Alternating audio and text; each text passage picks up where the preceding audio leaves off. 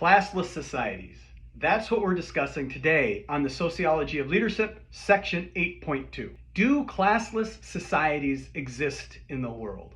Well, the argument probably is no. Although people have made the argument, such as Karl Marx, that the best type of system would be a classless society, where everybody is producing for the good of society as a whole. Now, the USSR, the former Soviet Union, boasted of being a classless society. But actually, they were stratified into 4 unequal categories. The first, high government officials, such as the president and cabinet.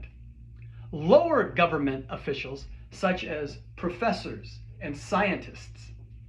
3 is manual workers. And 4 is the rural peasantry.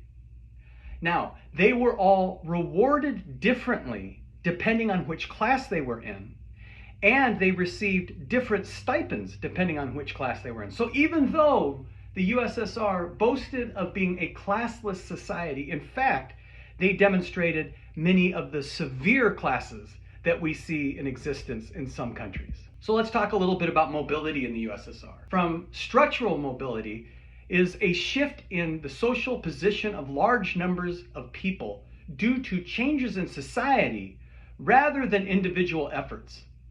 And this is key because in the 1990s, we saw that structural mobility in the Russian Federation turn downward. That is, that private ownership increased the gulf between the rich and the poor. And in fact, Russia right now has a very small and very wealthy upper class and a very large and poor lower class. So what does leadership have to do with all of this?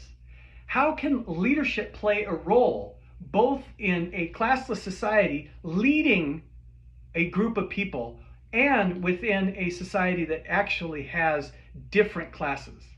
So when we look first at the classless society piece, that would be somebody like a mayor of a small group who could have a lot of influence and help make decisions, yet be considered the same class as the rest of the people that he leads or she leads and the people in general within the community.